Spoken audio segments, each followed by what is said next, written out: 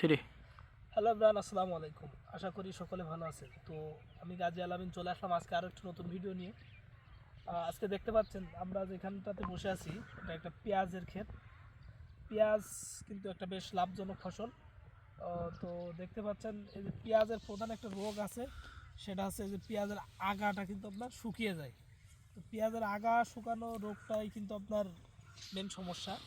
তো গাছ সাধারণত আমরা জেনে থাকি দুইভাবে খাদ্য সংগ্রহণ করে থাকে, একটা হচ্ছে শিকড়ের মাধ্যম দিয়ে, আর একটা আছে এই যে পাতার মাধ্যম দিয়ে। এই যে রোদের যে আবরণটা দেখতে পাচ্ছেন, এই রোদের আবরণের মাধ্যম দিয়ে। তো যদি আপনার এই আগাটা শুকিয়ে যায়, তাহলে দেখা যাচ্ছে আপনার গাছ কিন্তু নিচ দিয়ে যে খাদ্যটা সংগ্রহ করবে সে পর্যন্ত শেষ। গাছের যে পাতার মাধ্যম দিয়ে কিন্তু খাদ্যটা সংগ্রহ করতে পারছে না। তো এই জিনিসটা সবচেয়ে বড় সমাধান হচ্ছে ইফোডিয়ান আর কার্বন ডাইজিম। তো বিভিন্ন কোম্পানির বাজারে ইফোডিয়ান কার্বন ডাইজিম কিন্তু আপনার পাওয়া যায়। তো দেখতে পাচ্ছেন এখানে অনেকগুলো গাছের কিন্তু আগা শুকিয়ে গেছে।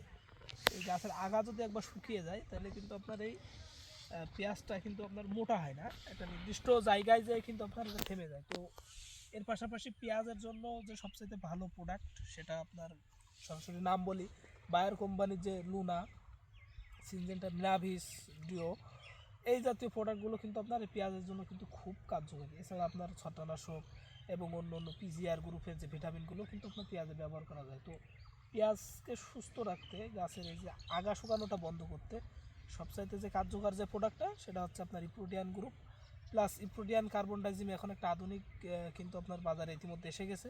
তো এই প্রোডাক্টটা কিন্তু আপনার ব্যবহার করে এই যে পেঁয়াজের যে আগা শুকানো রোগ, এটা কিন্তু বন্ধ করা যায়। তো এই শুকানো রোগটা বন্ধ করতে পারলে কিন্তু মোটামুটি হয়ে যায়। তো আজকে এই পর্যন্ত। ধন্যবাদ সকলকে। সুস্থ থাকবেন, ভালো থাকবেন। আসসালামু আলাইকুম।